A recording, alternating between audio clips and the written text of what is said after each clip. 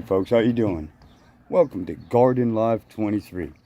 Now I want to show you something because I had some deer come into my yard and eat up on one of my tomato plants, and they actually kind of destroyed it. So they think. This is a clone off of it. Off my tomato plant. I'll show you the mother plant here in a second. This is a clone from that tomato plant. And as you can tell, look at it. It's got all these flowers. This one here, as little as it is, it's gaining flowers. So we're getting it going. That's another beefsteak tomato. And it's already 2 rungs high on this. And this one here is just about to hit 2 rungs. And this one here is... Now this is from the same plant, folks. That one and this one.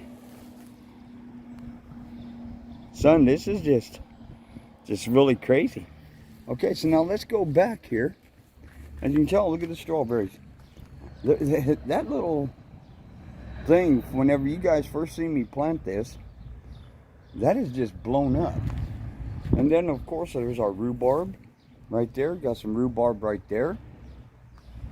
I got to get all this here dug all back out again. Got to get all this cleaned out. But let's go back here, and I'm going to show you the other clone that I actually thought was going to die, but it perked up right there. And then of course we got our blueberry. Our blackberry, I mean. So we got that. Look at our horseradish. How big that is. Okay, there's our kale. Amish paste tomatoes. There's one of our cucumbers. Look at our other cucumber. It's just going crazy now. But anyways, it's back to this here tomatoes. And here's how we're going to do this. This is the mother. As you can tell, right there, that's where one of the branches came from. Another one right here, where they came from. And there's another, oh, okay, right here, right in here. But as you can see, we got some nice fine green tomatoes in here. They're small ones right now. We got tomatoes all in here. Now I didn't do a thorough count, but we got a bunch of little baby ones down in here as well, with some bigger ones, as you can see in there. And we just got clumps of them. Look at that. There's a clump of 1, 2, 3, 4, 5 tomatoes just right there.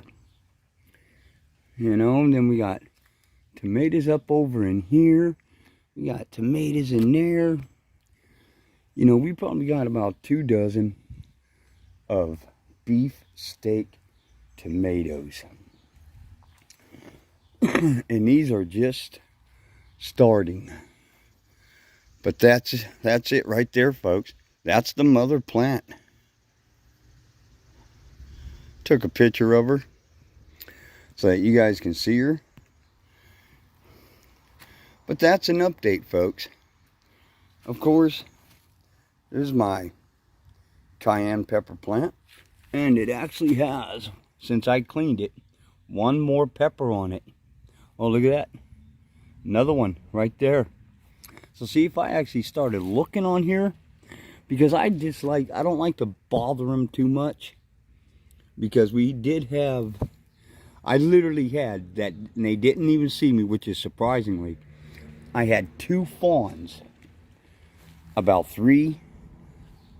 2 yards away from me, and they didn't even pay me no mind. I don't know what to say about my peach tree. It had 3 peaches on it on this branch, and high winds just hurt me. And then of course, folks, here's our green beans. we had 1, 2, 3, 4, because that one there was put in there. Then we had one right there. Then we had to put this one into this pot again. So that actually made 5 of them, because the 2 that were in here, 1 here and 1 in there, the fawns ate them. They actually ate it. They even came in and ate. As you can see, where they destroyed it right there, they tore up my hot banana pepper. And this is what's coming back from it. So I'm giving it a little bit of and hoping that it does a little bit of love. So, with that being said, if you like what you see about my beefsteak tomatoes, hey, just listen. If an animal destroys it, okay, you want to recuperate, learn how to clone. And the best thing I find for cloning is aloe vera. All the antibiotics, everything that a plant needs to disinfect, to put antibiotics onto that stem and into that root section where your plants are going to be coming from, where the roots are going to be coming from. And with tomato plants, it's even easier, because as long as you can get those hairs on the tomato plants, those are roots. So if you get them, just put them in some water if you have to, until it starts getting that little bit of root system. Get a little bit, then put it down inside a, I know you guys hate to say it, but get yourself a red Solo cup. All right, put some soil in it, plant it in there, put yourself a clear plastic cup that has a hole in the center of it at the top. Put that down inside there to work as a dome. This way, to give them a little bit of humidity, give them the temperatures they need, so that this way they can thrive a lot better. So with that being said, I hope you guys enjoyed this, and we'll see you next time when it comes to Garden Live. So have a good day. Thank you for joining us. And for those of you who ain't never been here, welcome to Garden Life 23.